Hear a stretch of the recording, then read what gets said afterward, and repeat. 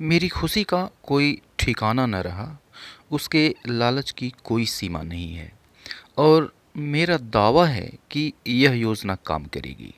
मेरा दावा है कि वह ऐन मौके पे धोखा देगा। ये जो 2 तरह के सेंटेंसेस हैं, ऐसे सेंटेंसेस हमें रोज़-रोज़ बोलने होते हैं। ये जो फ्रेजेस आए हैं, ठिकाना नहीं रहा, कोई सीमा नहीं है, मेरा दावा है, ये फ्रेजेस हमें रोज़ बोलने वाले सेंटेंसेस में हमेशा मिलते हैं। तो आइए हम इस वीडियो में देखते हैं कि इस तरह के सेंटेंसेस को, ऐसे सेंटेंसेस को इंग्लिश में कैसे बोलें। वीडियो पसंद आए तो इसे लाइक करें, चैनल को सब्सक्राइब करें। So let's get started. तो let's see the first expression.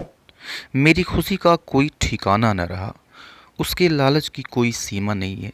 तो यहाँ पर हम देख रहे हैं कि कोई ठिकाना न रहा या फिर कोई सीमा नहीं है, इन दोनों का अर्थ सेम होता है, इन दोनों का मतलब एक ही है और इन दोनों के लिए जो फ्रेज आता है वो होता है नो नो बाउंड।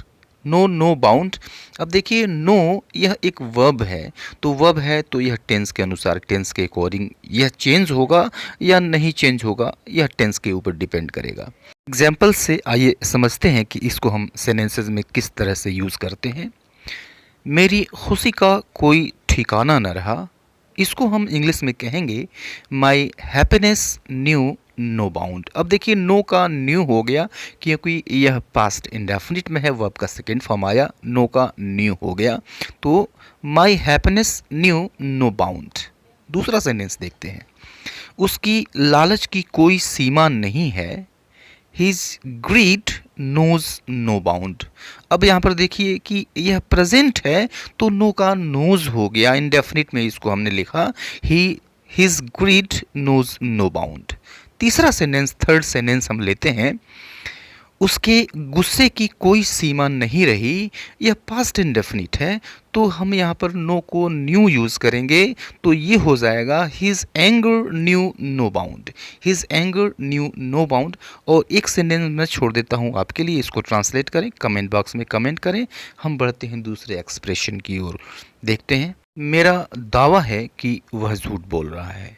मेरा दावा है कि यह योजना काम करेगी। अब इस तरह के जो सेंटेंसेस हैं, इनमें आया हुआ है मैं, मेरा दावा है, या फिर मैं दावे के साथ कह सकता हूँ, ये भी हो सकता है। इन दोनों का मतलब एक ही है। तो मेरा दावा है, इसको हम इंग्लिश में कहते हैं आई बेट। आई बेट या फिर आई विल बेट, ऐसे भी कह सकते हैं। तो आई बेट या फिर आई विल बेट, इसको सेंटेंस के शुरू में यूज़ कर लीजिए, बेहतर होगा। कैसे? देखिए, मेरा दावा है कि वह झूठ बोल रहा है। I bet he is telling a lie.